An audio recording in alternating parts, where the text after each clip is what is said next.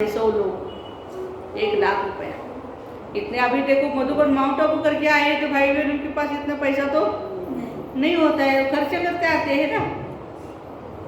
कैसे संकल्प दिया।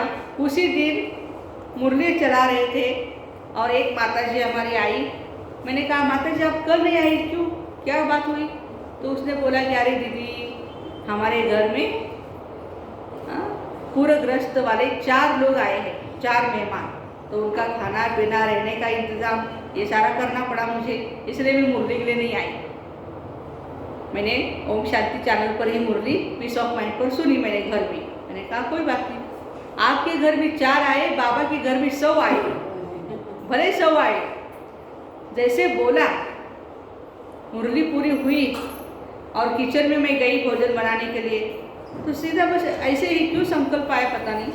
और मैंने फ़ोन लगाया किसको, प्रतिभा बहन अपनी कोल्हापुर की, वो ग्रुप लेकर के गई थी और उसने बोला अरे वैशाली बहन ऐसा ऐसा हुआ है, क्या करें? हमने कहा जितने भी हो आप चले आओ तासगांव, क्योंकि मेरठ से तासगांव का रास्ता बिल्कुल क्लियर था, बसेस भी चल रही थी, भले बहुत बारिश थी। तो उसने बोला हम 4 लोग 10 लोग नहीं हैं, 100 लोग हैं। हमने कहा 100 क्या 500 हो तो भी कोई बात नहीं, आप चले आओ तो सही है, अब आगे देखेंगे क्या करना है। तो बाबा की 3 मंजिल की इमारत है, बिल्डिंग है। हाँ, नीचे हमारे सारे भाई 50, ऊपर बहनें माताएं सारी 50 और उसके ऊपर किचन हमारा। ऐसे समा गए जैसे बिल्ली के पुंगरे। भले किसी को हम बेड नहीं दे पाए, कॉट नहीं दे पाए, लेकिन पट पर ही सोए। सब ने अपने अपनी जो बैग ली थी वो पिलो बना करके सो गए। लेकिन बोला कि बाबा का घर मिला, बाबा के घर आश्रम बन गया, हम कहाँ जाने वाले थे। और 1 नहीं 2 नहीं 6 दिन, कितने दिन? 6 दिन पानी रुका वैसे रहा। बाद में धीरे धीरे कम होता गया और फिर 7वें दिन सभी भाई बहनें अपने घर वापस लौट गए। देखो कमाल किसकी है, मीठे बाबा की ताली तो बजाओ भाई। हम तो बस ऐसे ही कहते हैं कि क्यों बाबा का मकान बड़ा होना चाहिए, विनाश तो होना है, लेकिन ये सेवा होती है, इसलिए बाबा कहते दिल बड़ा रखो, ठीक है ना। पहाड़ तो बहुत है। अच्छा, वो लोग देखो आग जलाकर आसपास बैठ जाते हैं गर्म हो करके, आप योग की अग्नि जलाकर बैठ जाओ, पसंद है ना? या खटिया चाहिए, बैठने के लिए कुर्सी चाहिए क्या? नीचे नहीं बैठ सकती, मुझे कुर्सी चाहिए बाबा, कोई बात नहीं, पत्थर मिले तो भी। आपने देखा होगा एक बच्चा है, बिल्कुल गरीब है, कपड़ा भी नहीं है और मिट्टी में खेल करके सारा गंदा हो गया है, और पीछे एक पत्थर है उसके पीठ में, और एक पत्थर पे वो ऐसे बैठा है जैसे कोई महाराजा, ऐसे बैठा है, बिल्कुल ऐसे बैठा है, कपड़ा नहीं है कुछ, लेकिन क्या उसका रुबाब है, राजा जैसा। तो बाबा कहते हैं बस अपनी सोच बहुत ऊंचे रखे, पट पर भी सोए, कोई बात नहीं है। तो ये पहाड़ की पीठ कुर्सी बना देना। कुर्सी चाहिए, कुर्सी नहीं मिलने वाली है, लेकिन पहाड़ की कुर्सी बना दो। जब तक साधन है तो सुख लो, साधन का कोई हर्जा नहीं, सुख लो, लेकिन नहीं है तो पहाड़ी को कुर्सी बनाना पड़ेगा। मंजूर है? मंजूर है?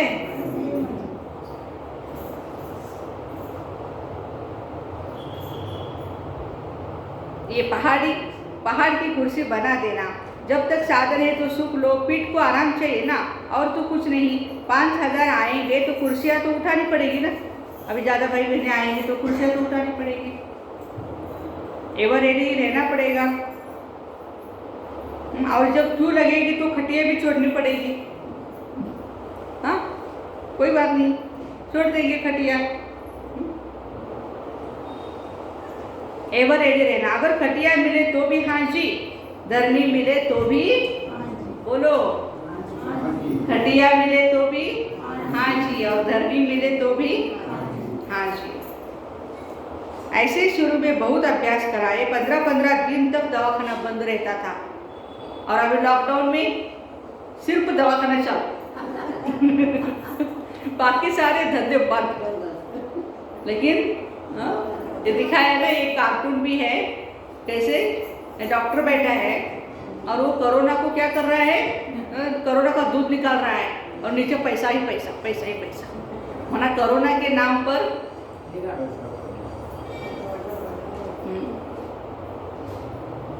दमा के पेशेंट को डोढ़ा माना बाजरे की रोटी और लस्सी पीते थे। देखो, हम तो कहेंगे अरे लस्सी क्यों पिए, ताप छाछ तो नहीं पीना चाहिए, दमा के पेशेंट को तो और ही पड़ता है ना। लेकिन देखो, बीमार नहीं हुए, सब तंदुरुस्त हो गए। कमाल किसकी, सुप्रीम सर्जन शिव बाबा की। तो यह शुरू में अभ्यास करके दिखाया तो अंत में भी होगा ना।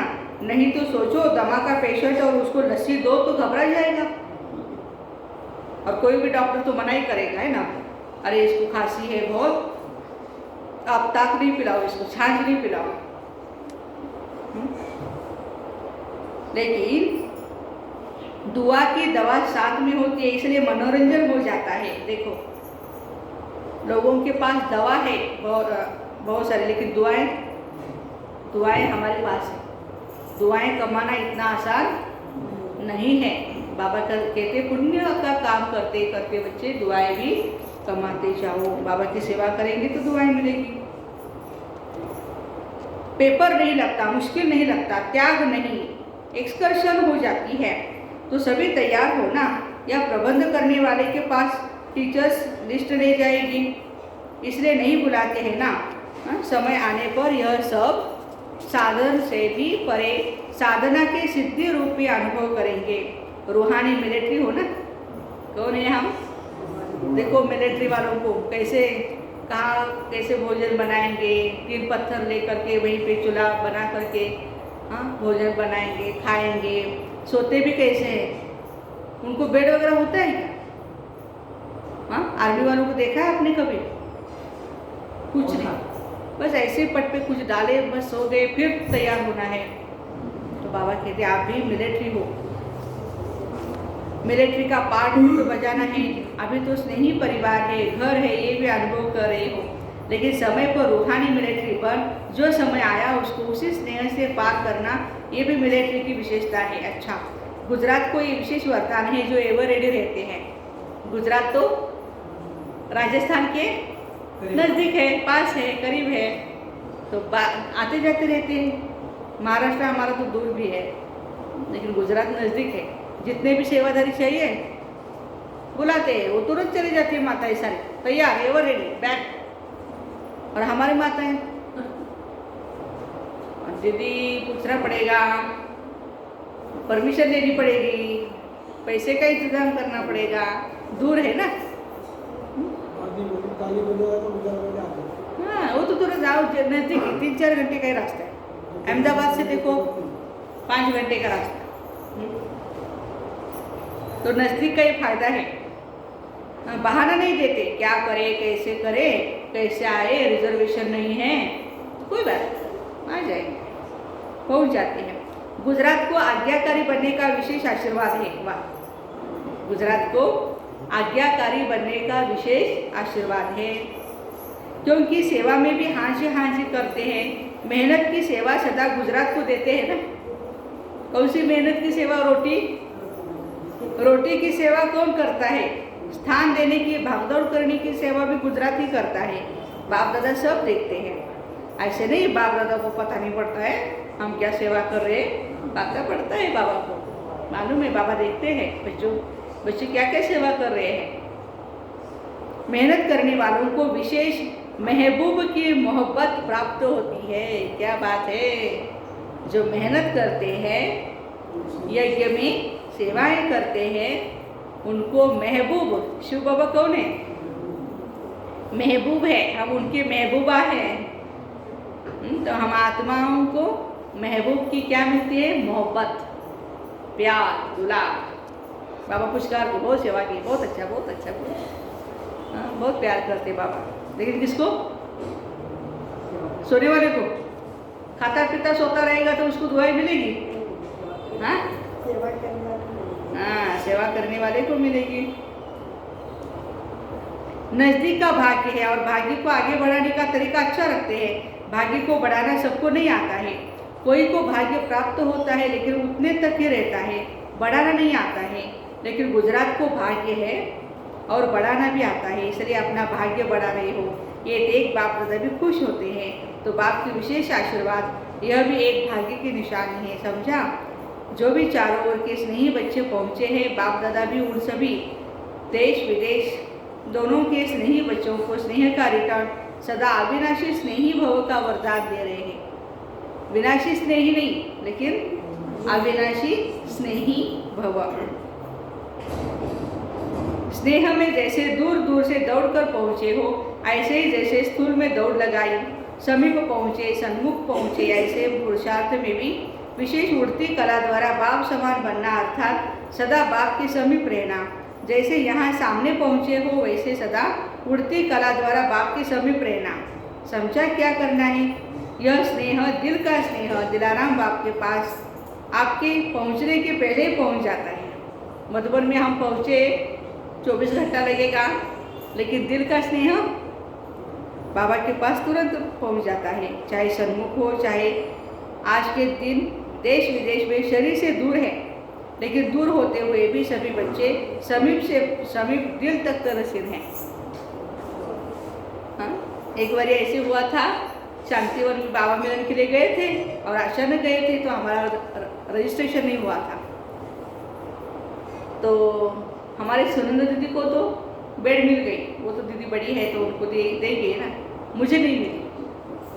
और दीदी ने बोला कि तू माताओं के पास जाके सो जा।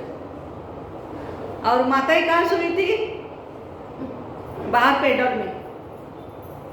तो मैं भी गई उनके पास, एक बेड पड़ा था, मैंने कहा बाबा थैंक यू, ये तो मिल गया। महाराष्ट्र में तो हमें जगह कहाँ मिलती है, बहुत सारे भाई बहने आते हैं ना। तो जब बहनों को पता चला कि मैं तो पेंडल में रह रही हूँ सभी माताओं के साथ, तो उन्होंने मुझे पूछा क्या वैशाली कहाँ रहती हो, कहाँ मिला तुझे? मैंने कहा मैं दिल तख्त नसीर हूँ, बाप दादा के दिल तख्त पर रहती हूँ। तो बस चुप हो गई सब। तो अपना नशा, अपनी घूट, अपना नशा। तो बाबा कहते दिल तख्त नसीर हूँ। सभी बच्चों की यादगार उल्लाने, मीठी मीठी रूह रिहाने सौगात भी बाबा के पास पहुँच गई। बाप दादा भी स्नेही बच्चों को सदा मेहनत से मुक्त हो, मोहब्बत में मग्न रहो। देखो बाबा कहते हैं ना, मेहनत से मुक्त, मोहब्बत में रहो, यह वरदान देते हैं। तो सभी को रिटर्न मिल गया ना। अच्छा, सर्व स्नेही आत्माओं को, सदा समीप रहने वाली आत्माओं को, सदा बंधन मुक्त, कर्मातीत स्थिति में बहुत काल अनुभव करने वाली विशेष आत्माओं को, सर्व दिल तक नसीब संतुष्ट मणियों को बाप दादा का अव्यक्त स्थिति भव के वरदान साथ याद, प्यार, गुड मॉर्निंग और नमस्ते। हम रूहानी बच्चों की रूहानी माता पिता बाप दादा को याद, प्यार, गुड मॉर्निंग और नमस्ते। वाह बाबा वाह, शुक्रिया बाबा शुक्रिया। आज का वरदान है बहुत सुंदर। पुराने खाते समाप्त कर नए संस्कार रूपी नए वस्त्र धारण करने वाले बाप समान संपन्न भव। पुरानी खाते समाप्त कर नए वस्त्र, नए संस्कार। जैसे दीपावली पर नए वस्त्र धारण करते हैं ना, आप करते हो क्या माताएं? नई साड़ी है क्या लेनी है बार बार। लेकिन माताएं बहुत त्यागी होती है बच्चों के लिए, हाँ, अपने घर वालों के लिए बहुत करेगी, लेकिन खुद के लिए नहीं। तो इसलिए बाबा में नए वस्त्र पहना रहे हैं। माहेरची साडी। ऐसे आप बच्चे इस मर्जीवा नए जन्म में नए संस्कार रूपी वस्त्र धारण कर नया वर्ष मनाओ। अपनी कमजोरी, पुराना खाता कौन सा है हमारे पास? कमजोरी, कमियां, निर्बलता, कोमलता आदि के जो भी पुराने खाते हैं उन्हें समाप्त कर सच्ची दीपावली मनाओ। व्यापारियों के पास होता है ना खाता। आज नहीं, कल पारवा है ना, तो नए नए हिसाब किताब के बुक्स, नोटबुक हो खाता बनाएंगे। इस नए जन्म में नए संस्कार धारण कर लो तो बाप समान संपन्न बन जाएंगे। स्लोगन है, शुद्ध संकल्प का खजाना जमा हो तो व्यर्थ संकल्पों में समय नहीं जाएगा। शुद्ध संकल्प का खजाना जमा हो तो व्यर्थ संकल्पों में समय नहीं जाएगा।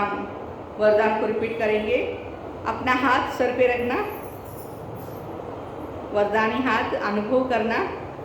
पुराने खाते समाप्त कर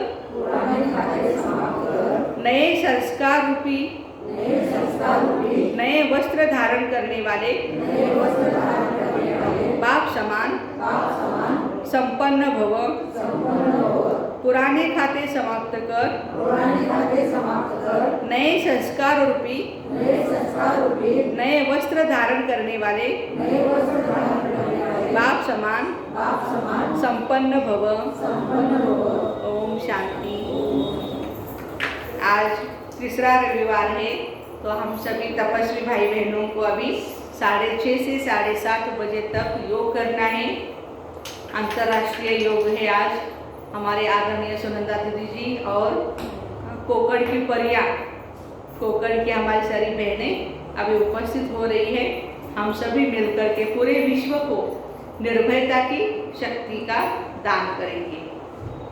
सारी दुनिया में भय बहुत बढ़ रहा है, डर रहे लोग, क्या होगा, कैसे होगा, लोगों की नौकरियां चली गई, क्या क्या बहुत हालत गंभीर है। हम बाबा के बच्चे दाल रोटी खाकर खुश हैं। कैसे खुश रहना है हमें बाबा ने सिखाया है। कुछ मिले या न मिले, बस बाबा मिला, सब कुछ मिला। तो आप सभी को दीपावली की दीपराज शिव बाबा की ओर से और हम बहनों की ओर से आप सभी दीप रानियों को दीपावली की पदम पदम पदम गुना मुबारक हो, मुबारक हो, मुबारक हो। ओम शांति। अभी हम योग करेंगे।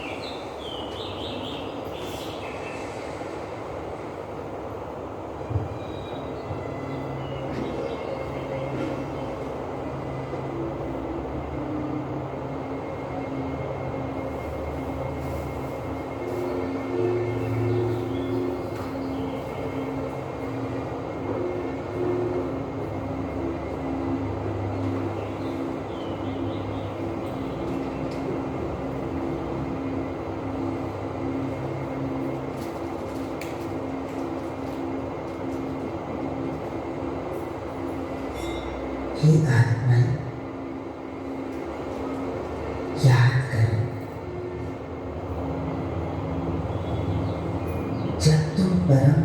से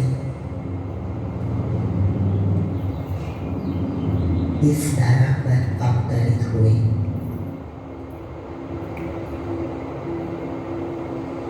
तुम संपूर्ण पवित्र थे।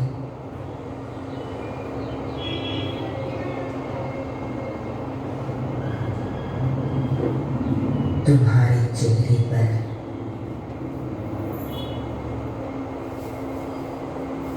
संपूर्ण दिव्यता थी।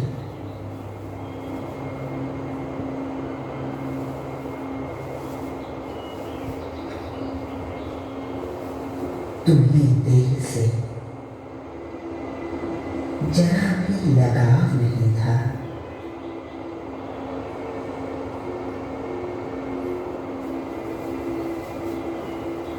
तुम्हारा संबंधों में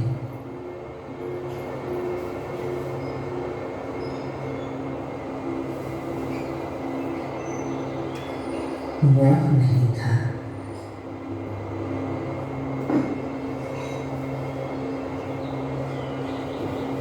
तुम विश्व के मालिक होते हुए भी अनासक्त थे।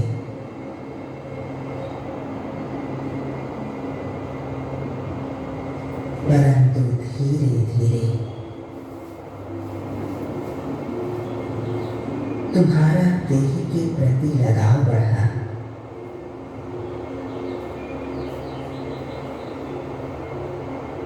यह लगाव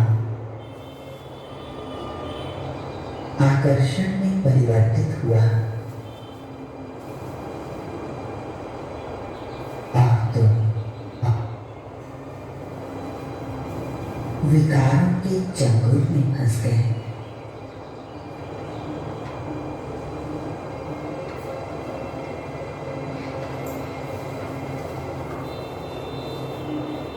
तुम्हारी पवित्रता की शक्ति क्षीण हो गई।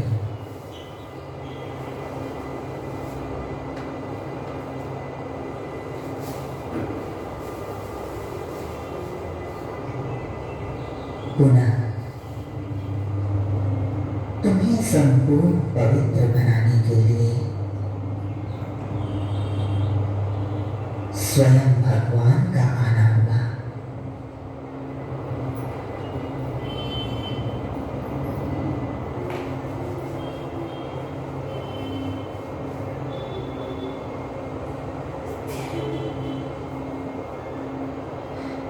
तुमने भगवान से प्रतिज्ञा की, हम परम पवित्र बनेंगे। याद रखना, महान आत्माएं केवल एक ही बार प्रतिज्ञा करती हैं।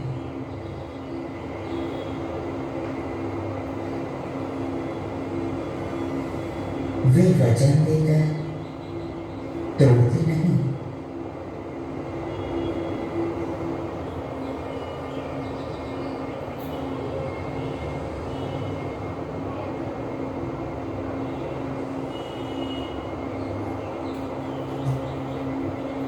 अब से तुम्हारे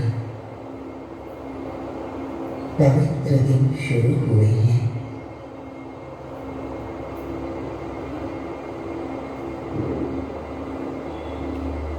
तुमने अपवित्रता का मार्ग छोड़ दिया है।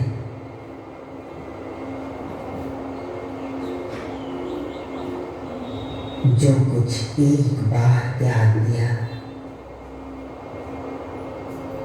उसकी तरफ अब मुड़कर भी ना देखना।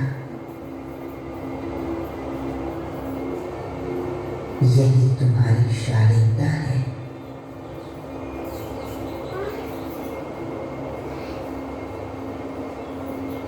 अपवित्रता के मार्ग पर तो सारा संसार चल रहा है।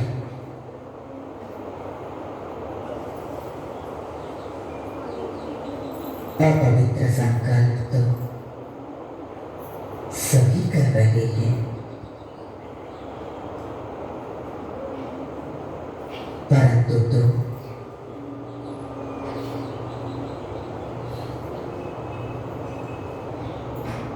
तुम तो परम पवित्र हो।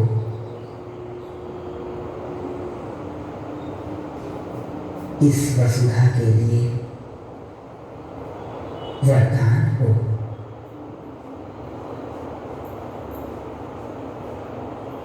तुम मानवता का गौरव हो।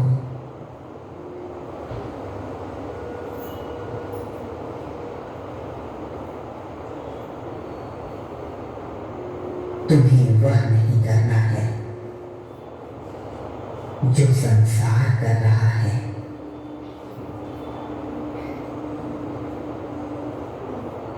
तुम्हें वह नहीं सोचना है जो लोग सोच रहे हैं।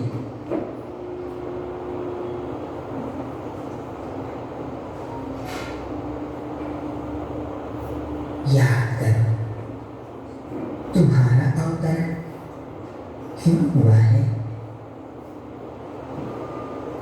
भगवान के साथ तुमने भी इस जग को पावन बनाने का पीड़ा उठाया है। तुम्हें प्रकृति को शुद्ध करना है।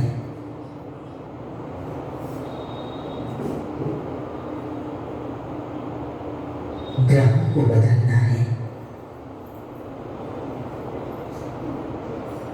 सारे संसार का कल्याण करना है।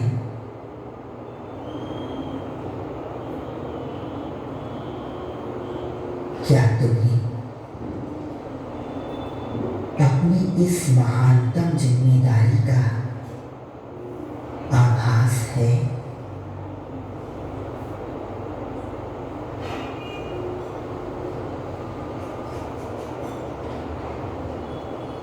तुम्ही सबको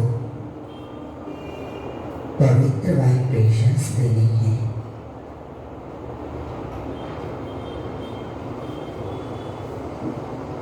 तुम इस जगत के आधार मूर्त हो।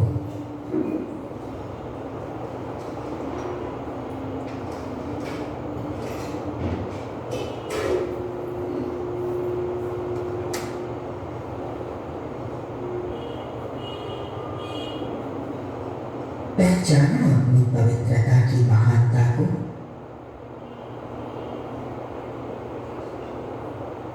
यह केवल तुम्हारे लिए नहीं,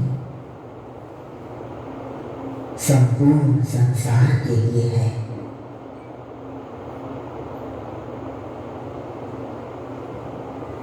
इसलिए अपनी पवित्रता की शक्ति को बढ़ाते चलो।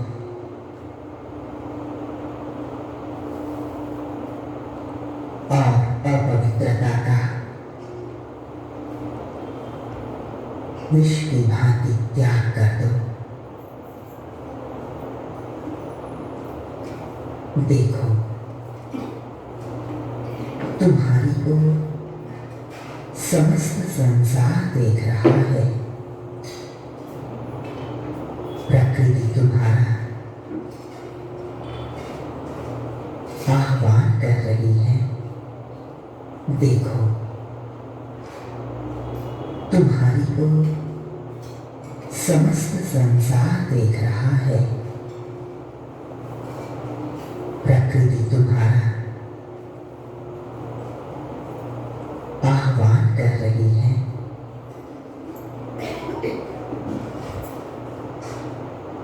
स्वयं भगवान तुम्हारा श्रृंगार कर रहे हैं।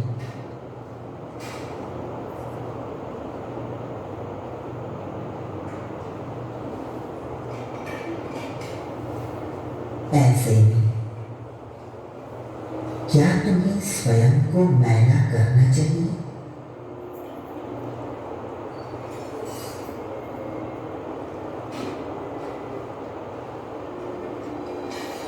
अपने मन की कमजोरी को उतार फेंको।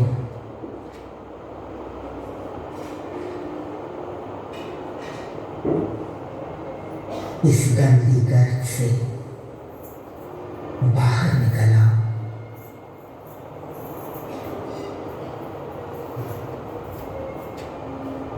मिट्टी से खेलना तुम्हें शोभा नहीं देगा।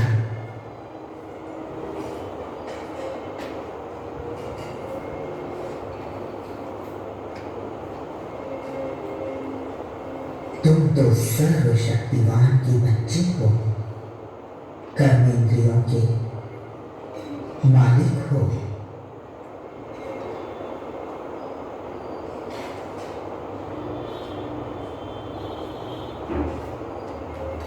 ये कमजोर संकल्प तुम मास्टर सर्वशक्तिवान को अपने वश में भला कैसे कर सकते हैं?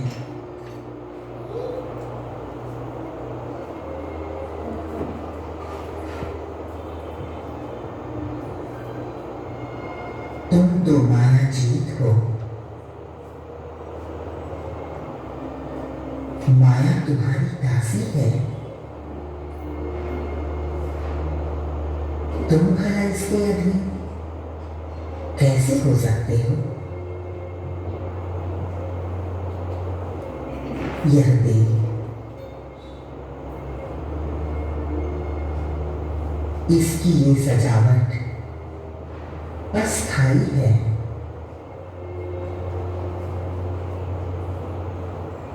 तुम इस मिट्टी की ओर क्यों आकर्षित होते हो?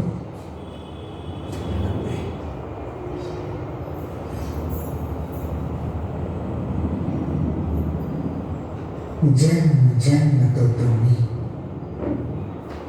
यही खेल खेला है।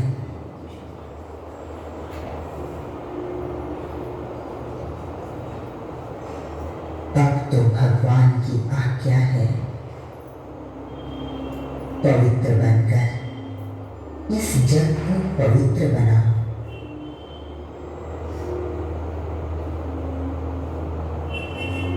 देखो, तुम्हारे कंधों पर भगवान ने ये जिम्मेदारी सौंपी है।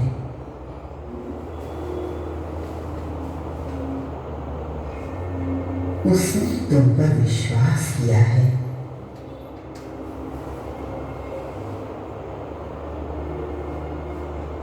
तुम उससे निष्ठावान होकर रहना। एक बार उसे वचन देकर जीवन भर निभाना।